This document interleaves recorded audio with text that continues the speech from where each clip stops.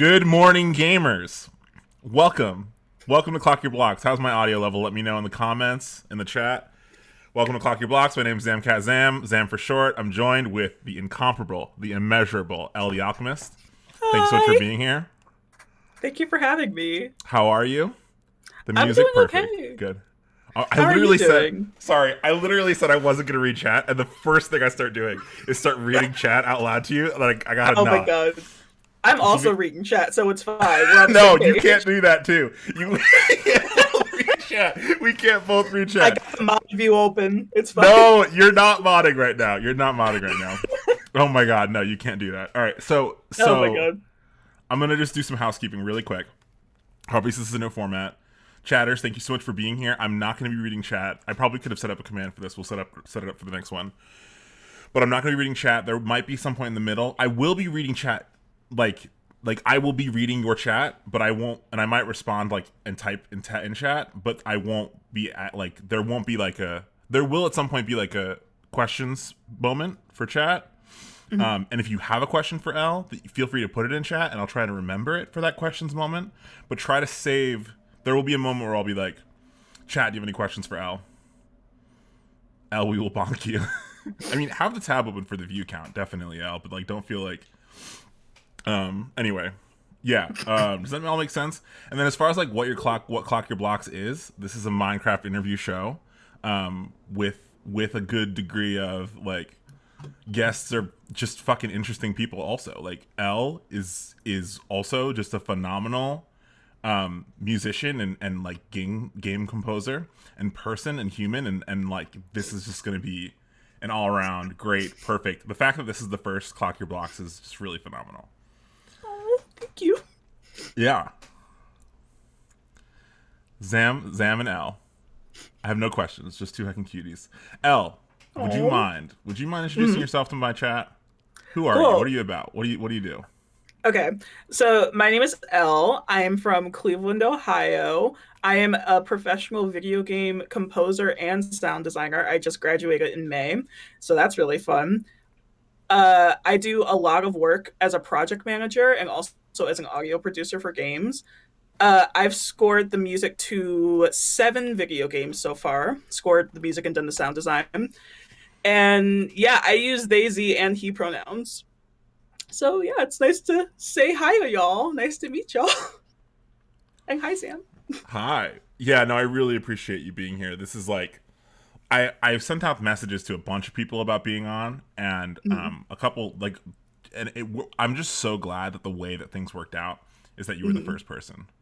Yeah, yeah. So I know the one thing I definitely want to talk to you about Mm-hmm. is what brought you to Minecraft, because like I think a lot of people don't know this about you, but you are newer to the game in theory. You're also literally one of the best Minecrafters I know. But Oh, like, yeah, like thank how you. long have you been playing Minecraft? Uh, I have been playing Minecraft for about 5 or 6 months. I got the game in May, but Silly Goofy. it's Silly. always so weird to say that. But I've been playing it for about like 5 months. Yeah. Silly Goofy. Cannot believe that. Oh my Um, god. yeah, so obviously you started with video game composition. Like what drew you to Minecraft the way that it did? I don't know. I've been watching like I would say intermittent Minecraft since I was maybe in middle school because that's when Minecraft was really like, oh wow, look at Block Game, it's new. Like here's the content. Um, and I watched like a lot of LD and a lot of Sky, and then I also watched like Young Phil Hardcore Series 1. And I was like, oh wow, this is super cool, but like maybe it's not my cup of tea right now because I was like big in like the YouTube Let's Play community, and I was just like, let's hop around. And I saw Block Game, and then when I got to college, my roommate actually plays Minecraft, and she has a Minecraft server, and she was like, "Elle, you need to get it."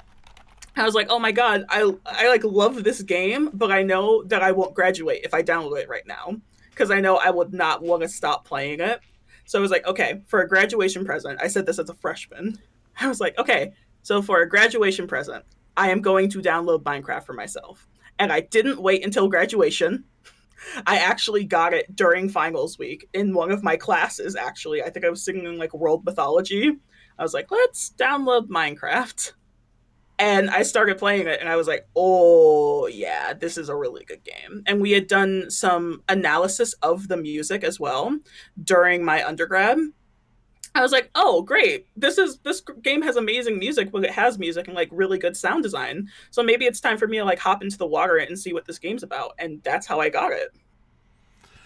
Yeah, and I mean, I think that's like something that I always knew about you. So for those that don't know, like as far as how I met Elle found Nightingale through a TikTok and applied randomly, no anything. And like for those that don't know, like we're all pretty like, you know, witchy people, and I think that about that sometimes. That it's just very funny that it was just out of the blue, like literally like I hadn't checked the applications for like a week and I looked at it and I was like, "Oh my god, who is this person? They seem so cool." Z seems rad as fuck. And then I messaged them being like, "Hey, do you want to be on the server?" And then that night, Z shows up, fucking like we fight the dragon, we bring it through, and like that was kind of like when we were still figuring out like the Nightingale, like how the dragon fights and bringing people in would go.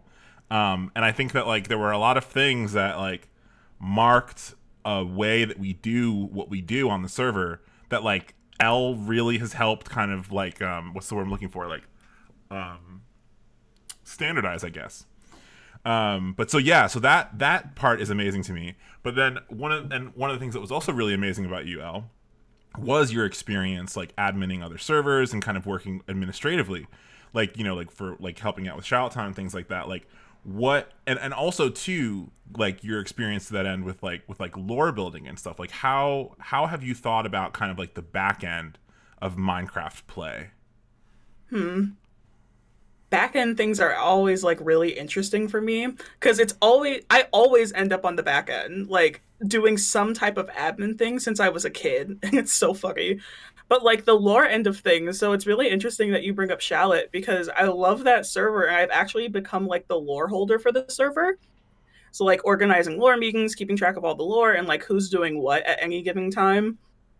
And it's like I've played D&D for a while now and seeing like that world making aspect and that world building aspect in a stage where you can build the world firsthand has always drawn me in. And like with the rise of the Dream SMP, which is another way that I got into Minecraft, like just seeing all of that world building happening like live on stream and then doing it for myself has always drawn me into, okay, so what are the logistics? Like how can we make this happen in a way that's like super smooth where everyone can have fun and where people who engage with the content can be fully immersed into it. And I think that's where like the back end things like me loving admin things gets in, and also me liking to, I would say me managing a lot of things gets in as well because back end is all management in Minecraft because everyone I know who plays block game is super talented and they all know how to manage their own content and they know how to manage the content of the world. And it's Mm-hmm. always just like being a part of that has been amazing and it just draws me in further and further to like what it's like to admin and manage different Minecraft servers and Minecraft aspects. Yeah, and I think that one of the things that's so remarkable about you and a lot of people that created the Minecraft space is like, yes, you know, you have this really strong background with well, and I want to touch on that too with music and lore and the creative side of the way that these like lore SMPs and things like that can work. But you also have a deep technical knowledge that that like the fact that you have a deep technical knowledge at like 6 months of playing the game, like how like do you think like so let me put it like this, like when you what as a game composer like has is that part of it for you, that like technical aspect of thinking about how these games work, like or is that just kind of comes with the expertise of being a musician for I games? I feel like it is like how do games work because you don't have to be good at video games to be a video game composer. My professor would have his students come up to the front of the classroom to play the games for him because he would be really bad. And he's like, I can't talk about it if I'm trying not to die. So, like, knowing that you have to have some basic knowledge of how a game functions and the basic and core mechanics of a game to know how to compose for it and know how to do the sound design for it really like drew me into block game because there are so many different mechanics in it. And I was like, okay, time to learn them all.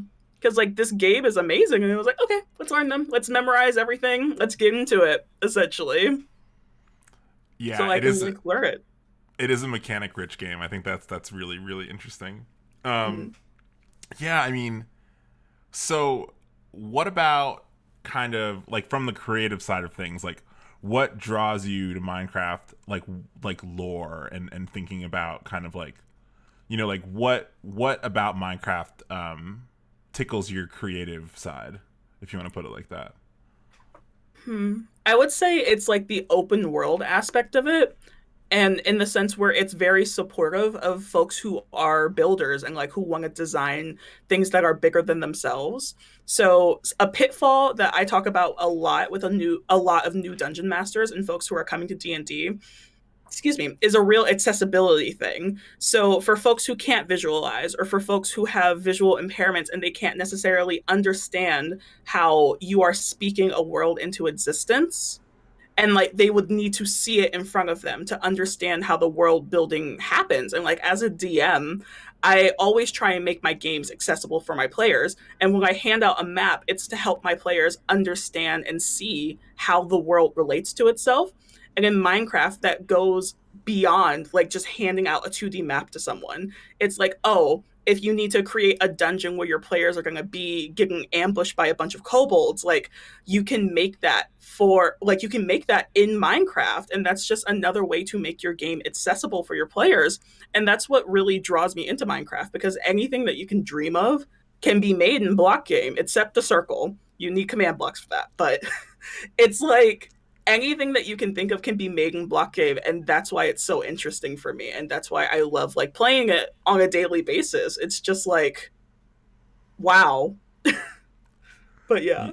Yeah, the thought, the parallel between something like D&D and Minecraft, where you have like I mean, because D&D is like another one of those kind of classic games where, because of the fact that it's so open, it's so Mm-hmm. accessible, like do you like, and Minecraft is very much the same way, like do you find, because I know I do you find yourself like comparing other games where you're like, man, like I wish that I could make more nothing, like is that, Yeah. like I don't know how to put that into words, that like, I mean, they call it like the sandbox element. Mm-hmm. Gosh, maybe it's because one of my mentors did a lot of dissertation work on Minecraft, but I will constantly think about how I wish games had a sandbox aspect, and now I get that more now that I play Minecraft instead of just studying it. I'm just like, dang, I really wish I could just like go into a creative world in this completely unrelated game and like make a house and like Hmm. bring that in, because that would really help instead of like going into this already pre-made landscape. Not that that's bad or anything, but it's just like a personal preference now. Just like, oh wow, this game is amazing. You know what would make it better? Sandbox. Yeah, Mario map maker it, Oh my god, like Mario Map Maker. Just, yeah. oh my Um god. well, so I know one thing that I know about you that is very true is that you're very passionate about Minecraft hardcore. Mm-hmm. Which is like again, such a highly skilled, I mean, folks of the fans of the stream know that I've died in the hardcore. I died in the hardcore SMP 3 times. While you're just like, you are just so talented and skill, and like, and not, the thing about hardcore is that it is so like knowledge driven. Like what I always do this. This is like, hi, Zam the interviewer. I always like just start answering my question before I actually ask it. So sorry about that, but let me actually ask the You're good. question, which is like, what about hardcore becomes so why, what makes you feel so home at hardcore, in hardcore? Hmm. I don't know. I would say it's the ability to test what I've learned in like a high stakes place. So I've had a hardcore world since I started playing Minecraft, because I think that was the first thing I did. I was like, I want to get into hardcore. And I was like, okay, so it's higher stakes. So now I really need to like apply the knowledge that I have. Because it's one thing to like memorize a book of recipes and memorize some mechanics, but it's another thing to like have that thrown into your face in a high stress environment. But I don't say it's high stress for me because I love hardcore and it's very calming for me for some reason. But it's just the element of like okay, you can apply your knowledge in a survival world, and that's super amazing. But you can also apply your knowledge in this hardcore world where if you mess up, there are consequences. Like it spans from having to do something over to having to start your entire world over. And Mm-hmm. for me, that's always been really helpful when it comes to learning a new thing. Just like having that element of consequences for your actions, like make sure you know what you're doing before you just hop in. No, that's very true. Like we joked about Mario Map Maker, or you know what? The other one I did, I remember at one point I tried was the like literally just like I remember I used to play Smash a lot. I don't remember which version it Mm-hmm. was, but there was a version where you could like make arenas or something. Mm-hmm. Whatever that first one was for that, it was probably for GameCube. Mm-hmm. But like any kind of map making game, like it's just not the same. Like the stakes element makes it so interesting. It's like this perfect blend of like you are testing your skills but then also getting to be wildly creative. Like it's really Mm-hmm. hard to like kind of put that into words, I think. Yeah. But yeah, I think it's super, and I think that like as a creative, like what draws you to that especially, do you think? Like I yeah. hmm. I feel like it's the reason why I've been drawn to things like this is because of my upbringing as a kid. So my mom had the original PlayStation and she would sit there and she would play like Final Fantasy, like she loves those games. She would play Final Fantasy. We had Crash Bandicoot and we had like Shadow of the Colossus. And we would sit downstairs on our box TV. It would be really hot in the basement, and we only had one controller and a bunch of memory cards, and they're all ruby red, and I still have them. But we would sit down there and we would play games together. And I would just watch her, and I'd be like, "Wow, this is super cool." And then my brother got the first Xbox. I wasn't like the console gaming kid back then. I had like my Game Boy Advance, which I still have, and I just play on that. But it was it was a I would say it was me watching them growing up because my brother, I will never forget the day he brought home Skyrim and he started playing it in front of me. And I'm sitting there and I'm like, wow, that's so cool. And he's older than me and he's just like, yeah, it's just video games. But just like watching that growing up and then finally realizing that I could have that and do that for myself was what drew me to it. And it was like having all of those memories be like super positive memories, just like playing video games with family and friends.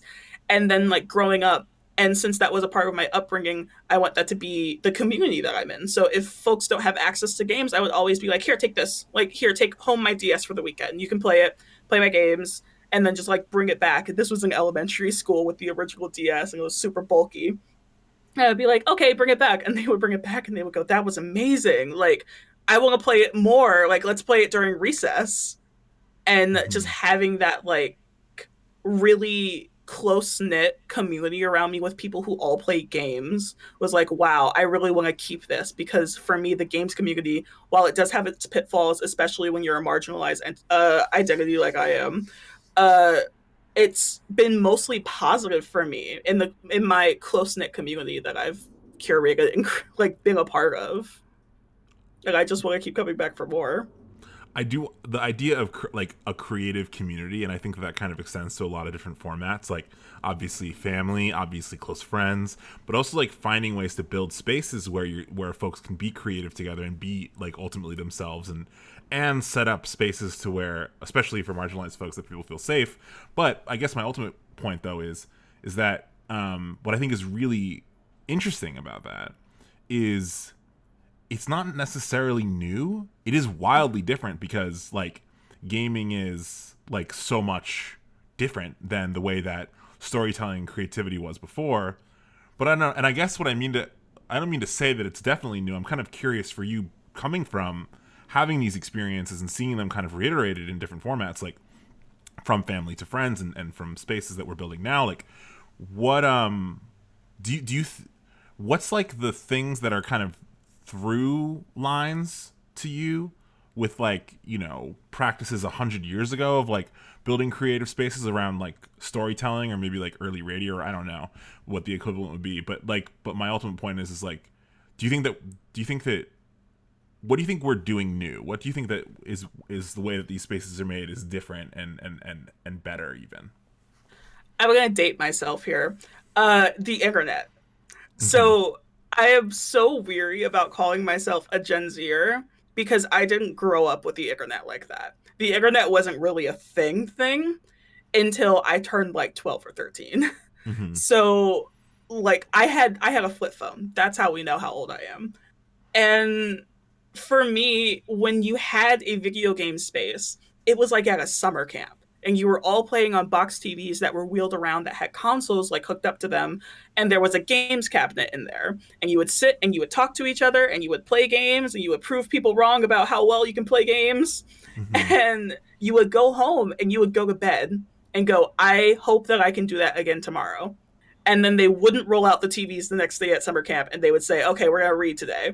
So in that aspect, it's like, oh, and now that we have internet spaces that are made specifically for folks who love playing video games, and like with the rise of Discord, where you can create a server and have folks who are like-minded join the same server to talk about things and game together long distance. That's not something we really had when I was a kid. Like there was no really like playing with each other. We had wireless communications on DS, I remember, but you had to be like in the same room as the person. It wasn't like let's play online. But I would say the thing that's mostly different and that's made these spaces a lot bigger and more accessible is the internet. Just Hmm. being able to game with someone who's like 1,000 miles away from you and get to know them and play with them every night is really amazing. And it's the reason why I've been able to like stay a part of gaming communities as long as I have, because there are folks who still don't use the internet to play. They're just like, oh yeah, I only want to play like handheld and consoles, but I don't want to play online, which is completely valid. But I feel like if I would have done that, I wouldn't be as immersed in the games area as I am now. But yeah, that's the thing for me. It's the thing that has like transferred from like old school to new school gaming spaces is the invention of the internet. No, I think that there's like a lot to that. Like, I think that I mean, the closest is going back to WoW to WoW. I'm so not used to doing an interview and reading chat at the same time. Um, the idea that like the closest is like to me for some reason whenever I think of Discord, I think of like sitting around a campfire. You know what I mean? Sitting Mm-hmm. around like it's so like people will try to ask me like people that don't know Discord or something like that will try to ask like what is it like what do you mean you sit in a voice call like for you can sit at a voice call for hours at a time with people and like well because it's there's an intimacy there's like a it's really hard to explain like Mm-hmm. and I think that it's funny to me that in the internet age we find that because you I don't know do you think that it would be the opposite or like it's like hanging out at your friend's house yeah Mm-hmm. I find that and like what does that do for creativity you know Hmm. I would say depending on the community that you're in, it either hinders it or boosts it. Because you can sit on a call for just hours on end, and I was just like, how would you explain it to someone when you would sit on the landline for hours on end, and someone would tell you to hang up because you can't just take another call on a landline, you'd have to hang up and redial, mm-hmm. and it's just like if you sit on a voice call for hours on end just gaming, that's like super creative, even if it doesn't seem like it.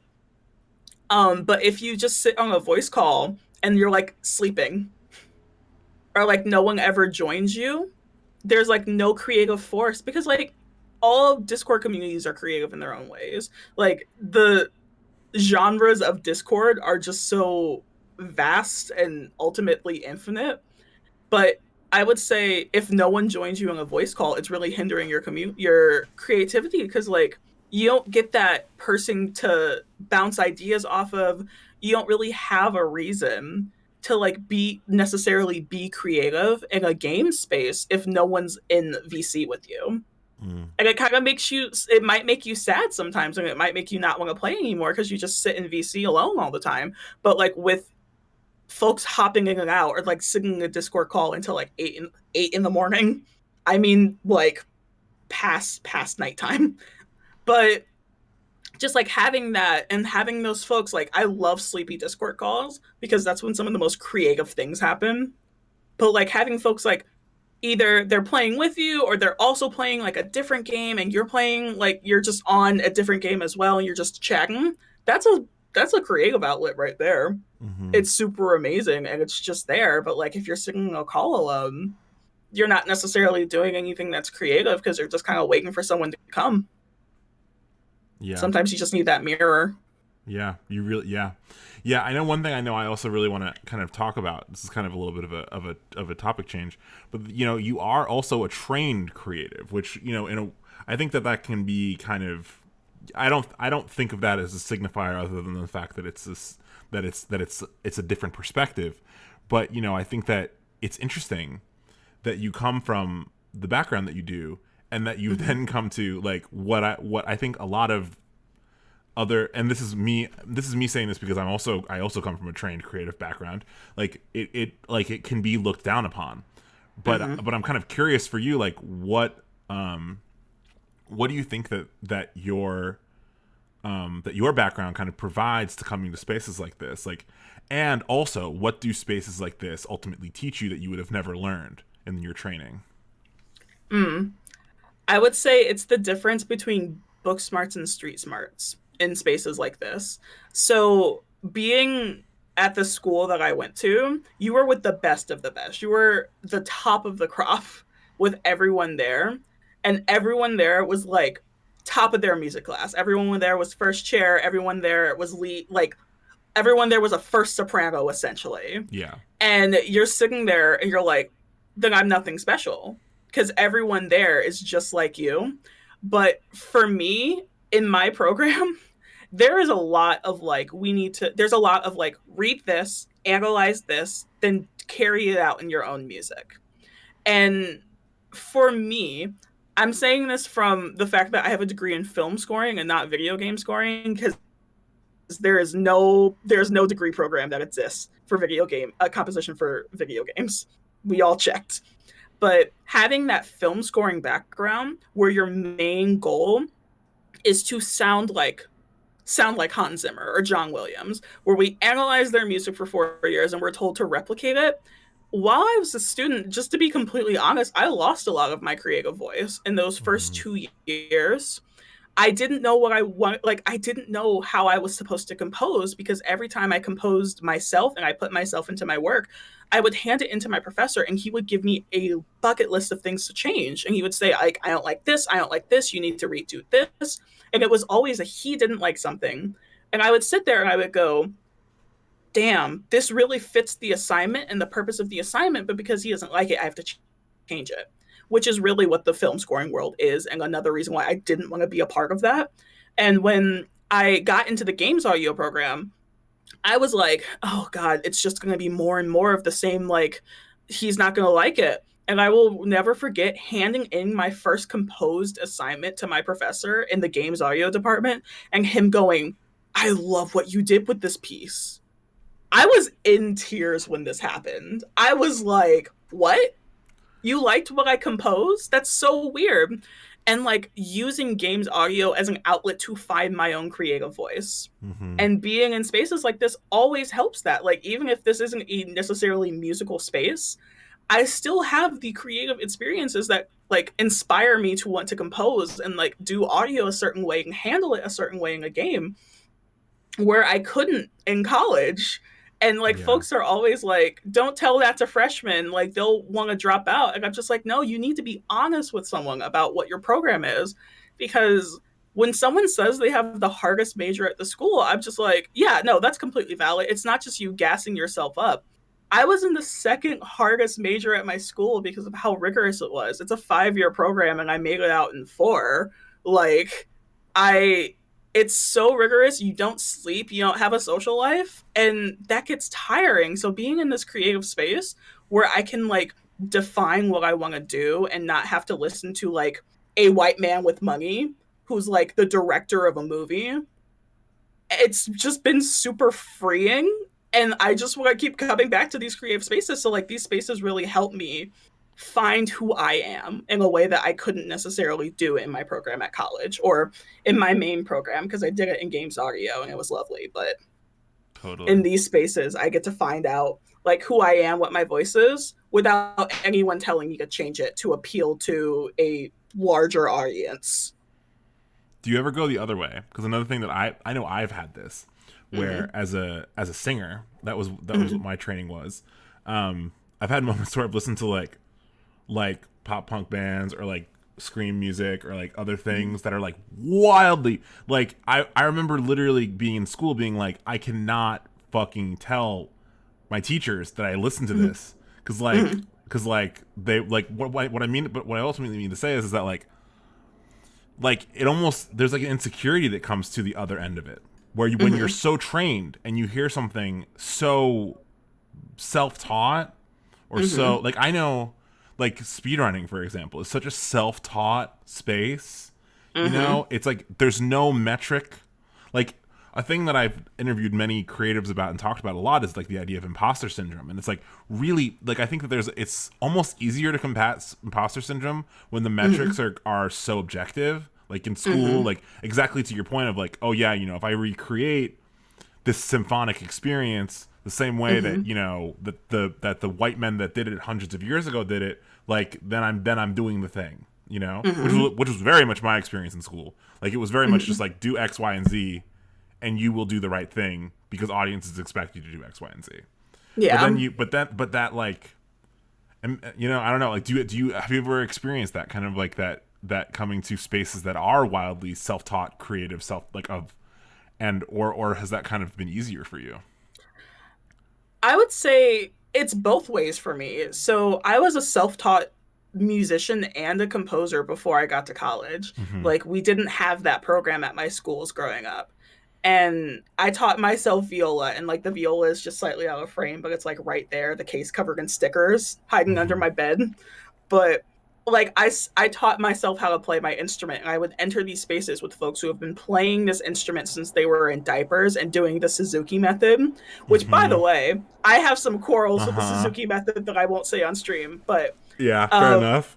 I came to my instrument when I was 7, and at that point, my cousin, who I don't know if Ray is watching, but Ray is also one of my mods. My cousin also played that instrument, and she played it for 2 years, and she was 5. Like she had been playing for 2 years when she was 5, and when I came to my instrument, I was like, "Wow, that's so cool!" And then we couldn't afford lessons on my instrument, so I mostly taught myself how to play, and I would like go to school orchestra and learn there. And then they would always say like, oh, and when you go work on things with your private teacher, you can tell her this and this. And I would just go, I don't have a private teacher. And they would say, you need to get on that if you ever want to have a career in this, you need to take private lessons. And I would go, ha, that's classist. And I would just leave.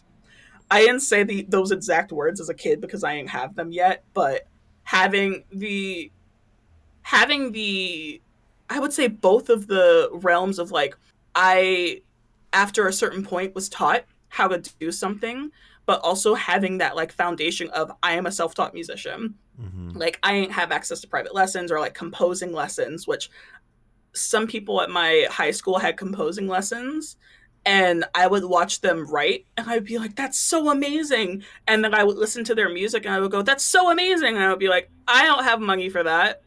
Mm-hmm. Like I don't have composing lessons, but I think the stuff that I do sounds amazing. And to that regard, I kind of did have imposter syndrome a lot in high school because I fell back on my arranging skills instead of on my compositional skills, Mm-hmm. because I would look at people who were in composing lessons and I would go, that would never be me. Like I Mm-hmm. could never do that.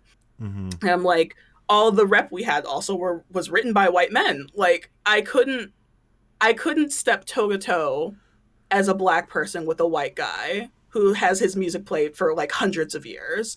And that was my problem, was that mindset of like, dang, like I'll never be as good as the greats because they were always taught as the greats. And I fell back into arranging because anyone can arrange. I'm not saying that it's easy, but I'm saying that you don't have to put yourself out there to arrange because the piece is already written. All you have to do is make the puzzle pieces fit together for a different segment of it. Yeah. And so like before pre-college, I was like, dang, imposter syndrome. I swing heavily the other way because it's so easy to, and like folks will put you down in high school because kids are cruel. Folks will put you down in high school and just be like, you'll never be as good as this, and so will your teachers, and that's what they Mm-hmm. did. So I do swing in the other way sometimes, where I'm like, dang, I wish I had that knowledge of like being in a formal educational space in the realm of music where I could like have the technical skills. And now I swing wildly the other way sometimes, where I'm like, dang, if I didn't sit in front of a guy for 4 years who told me how to write, I would have these skills. The way that I almost became a college dropout like every year, where I was like, dang, this Yeah. isn't for me. Like, I could Uh-huh. just drop out right now, even like 2 weeks from graduation. I was like, still too late to drop out. That But Pisces moon, huh? yeah, man, sitting up at night, I'm just like, dang, music is not the field for me sometimes. Like, Yeah. as I sit there and do a complete rewrite of like a 5 minute scene for full orchestra, Yeah. I'm just like, dang, Yeah. I can't do this. I wasn't cut out for this, and just think about it. But yeah, Um, I would say it swings both ways for like the I wish I had the formal training, and also I wish I didn't have this formal training. I could go back and just like see music with like a child's eyes, essentially. mhm. We have a few minutes left before we have a few minutes left, and the only reason I bring that up because I have another question. Mm-hmm, But I want to take this as an opportunity to start fielding questions from chat. mm-hmm. If folks have a specific question they want to ask Elle, put it in chat now, and we'll read them as they come in. But before we do, I do want to ask you, like, especially with a relationship to that idea of like that. I like the way you put that child's eye, like, and I also love the way that you talk about the space and about representation. Like, to you, like, how do you think that your experience getting to where you are now would be different if you at a younger age had someone like you to look up to? Mm. I think, hmm, I think I would have spent a lot more time in these spaces if I had someone like me to look up to, because I come from a very diverse community, but in the music program, that's not reflected at all. It's all white kids. And I'm not afraid to say that. Like, all the band directors are white. It's mostly white kids. And then you have like a handful of minorities. And Mm-hmm. like that would make me kind of uncomfortable in spaces. And I would like tend to code switch. I would try and make myself like presentable. And I would mirror a lot of the things that people would do to get them to like me. And that made me very uncomfortable. And it's also probably another reason why I'm as charismatic as I am, because I'm used to having to conform to an environment.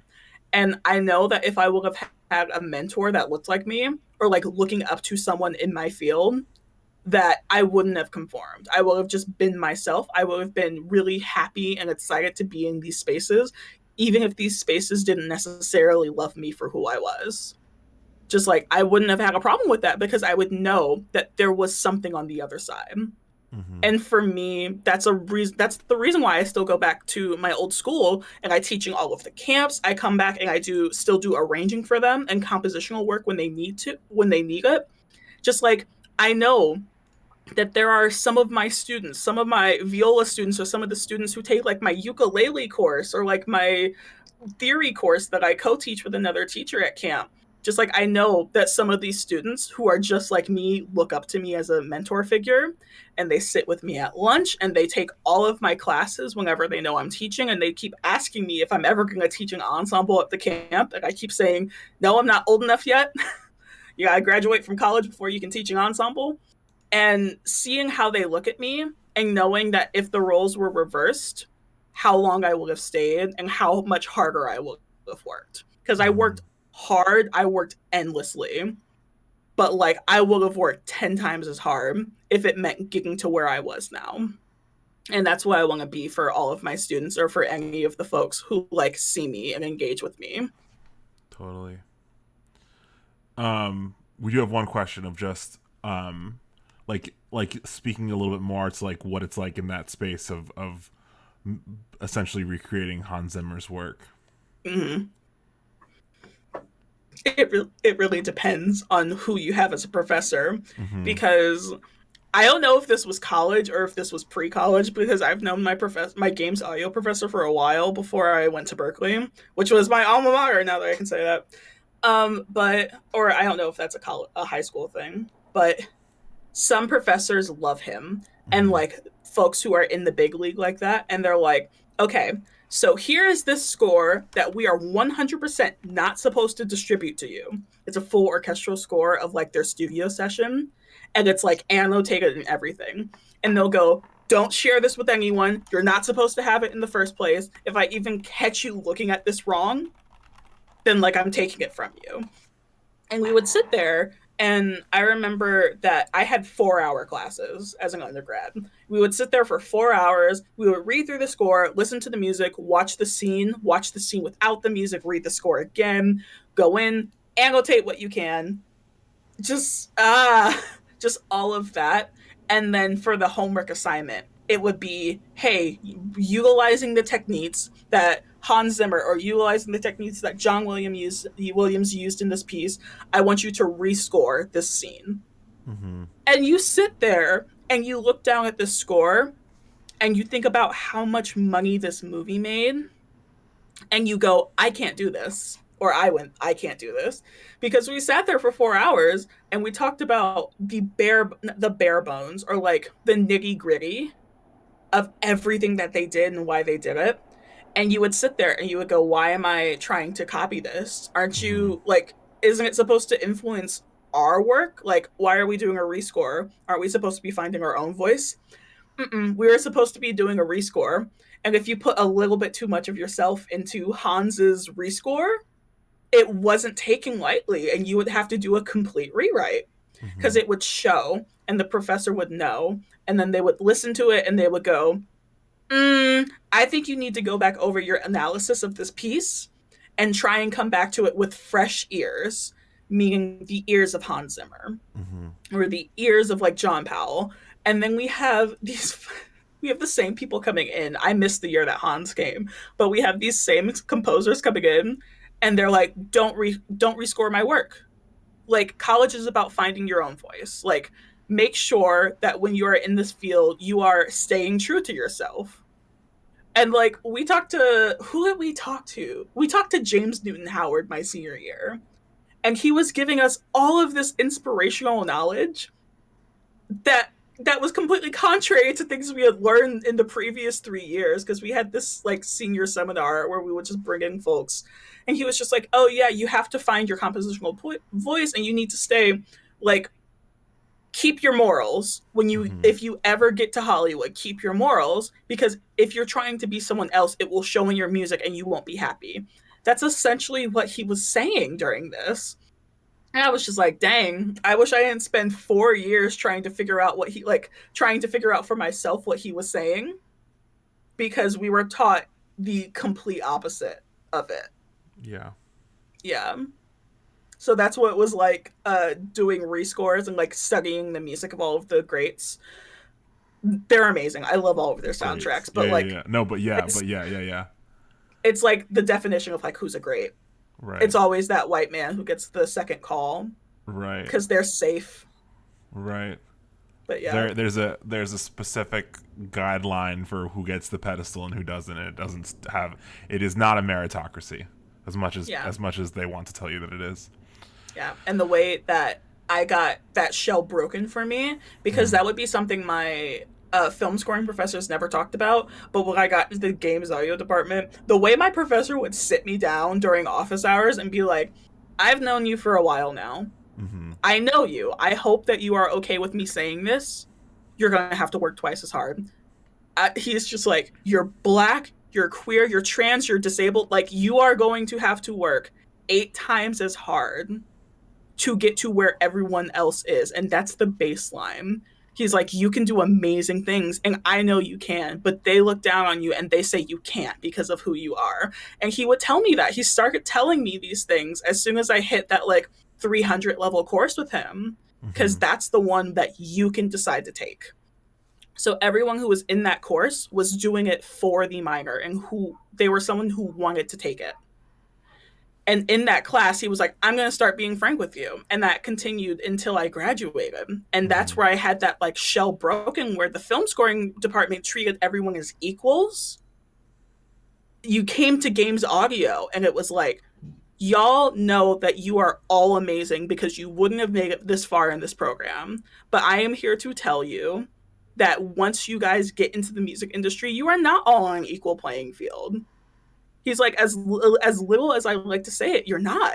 And I Mm-hmm. was just like, finally, some goddamn honesty. Mm-hmm. Because to have someone look at you and say, no, you'll be fine. Or like, no, it'll be the same for everyone else. Because that's what they told us in Mm-hmm. my department. Just like, ah. And then getting to games audio and having them be like frank with you. Or Yeah. like having all of the stuff that's happening in the gaming companies just be brought up in conversation at the beginning of class. Just like, that was so amazing to have that I knew I wasn't going to get ever. Like even in like my senior seminar in film scoring, I Mm-hmm. wasn't getting that in all of those talks. Just like how do we adjust our approach to the industry if you're not a white cis guy? Mm-hmm. And they would always gloss over the question. And we're all Mm-hmm. sitting there like, what are you doing? We Yeah. want to know. Yeah. Totally. Elle, we did it. We did it. Oh my Thank you God, so this much has for been being so on the. fun. Thank you so much for being on the show. I really, really appreciate it. Oh my God, thank you so much for having me. This has been amazing. Plug your shit. Where can people find you? Obviously, Oh, twitch.tv/ElTheAlchemist. yep, twitch.tv/LTheAlchemist. I am on Twitter at L's Apothecary and on TikTok at L's Apothecary. But you can also follow my L the Alchemist TikTok. But yeah, that's where I am. Hell yeah. Cool. Well, thank you so much for being here. Thank you all so much for watching. I have someone I want to raid, but I kind of figure I'm gonna offer this to guests. Like, do you mind opening up Twitch and seeing if there's anybody that you'd want to raid? Time to go to I'll give Twitch. you raid priority if you want it. Oh my God, let me see. Hmm. I should let people know that ahead of time. I realize, but you know we're having fun Oh, with it. but We're figuring it out. Where we go. Thank you so much for dropping the guest command. Thank you all so much for being here again too. While I was looking, if you don't mind, I'll just thank you all so much for all who've stopped in. This is like a really fun, like experimental thing. Like I've said many a time on stream, and today, like I've interviewed people a bunch, and I really appreciate Al being flexible and figuring out this format. I had a great fucking time. I really look forward to doing this more. this was so fun. Thanks, Yeah, chat. good. And if there are other people that like y'all think should be on, like let me know. I want to make sure that we find people that like I know that we can like get into some stuff with too. So Mm-hmm. that is an element, but I think that there's a lot of people that fit under that description. No one I follow is live right now. Fair enough. Okay. All right. So I'm gonna send us over to someone who's a friend of a friend. I don't know them super well, but they're also just chatting. Funnily enough, Mm. and they seem rad as fuck. POV, you're vibing with a queer esports goddess. So you know what? That sounds perfect. Thank you all again so much for being here. Don't do anything I wouldn't do. Stay safe. I don't know. Tell your loved ones you love them. Yeah. Eat gumbo. Eat gumbo. Oh wait, we gotta wait for the raid. Oh my gosh. This has been so fun. Thank you so much for having me, Zam. Of course, of course. Bye, bye, Shortney. Bye, guys.